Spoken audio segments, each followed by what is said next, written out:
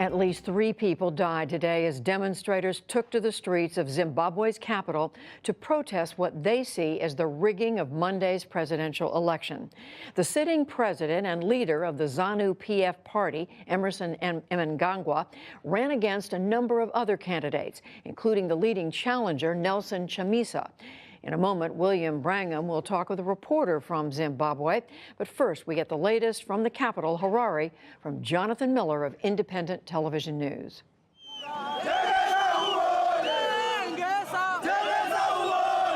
If you sell out, they chant, you will see that we are very dangerous. It's a threat directed at the head of Zimbabwe's Electoral Commission, who's promised that the will of the people will not be subverted.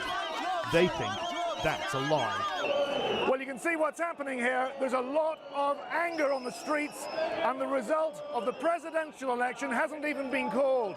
So far, with the parliamentary results coming in, it looks like a ZANU-PF landslide.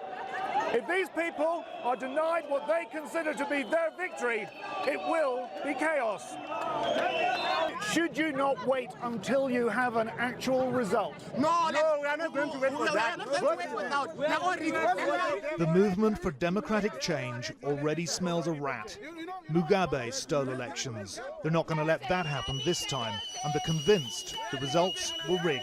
We moved with the surging crowd. Rocks were thrown into the compound of the ruling ZANU-PF party, and this was the response. Okay, get down, get down, get down, get down, get down, get down, behind the tree.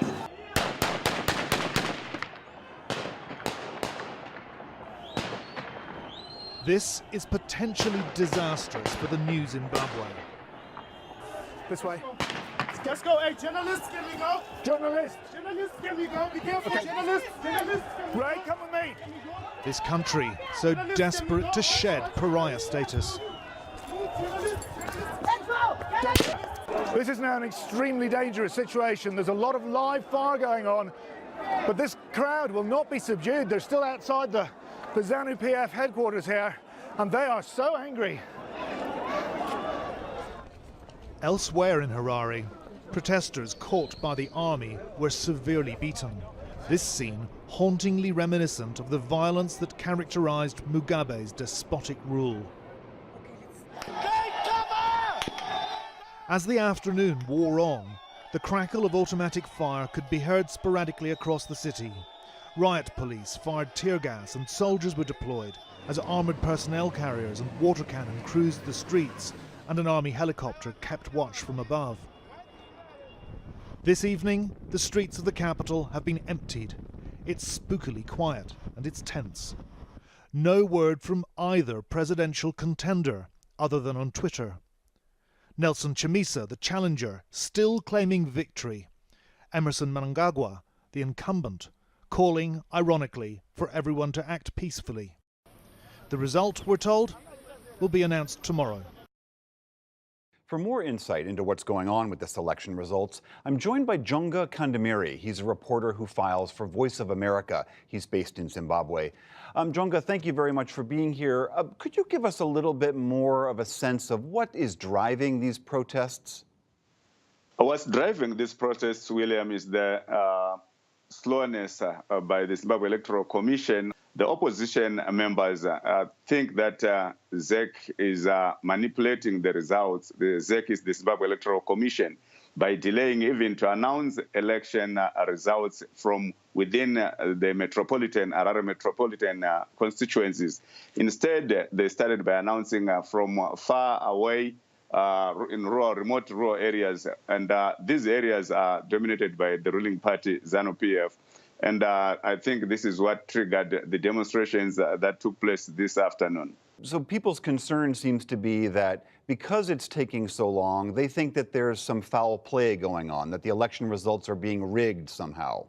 That's true. And also they were saying that their candidate, the presidential candidate, that's Advocate Nelson Chamisa, they think that he won resoundingly. But the Zimbabwe Electoral Commission is yet to announce presidential results. What it did starting yesterday was to announce National House of Assembly results from remote areas. And only today did they announce results from the cities.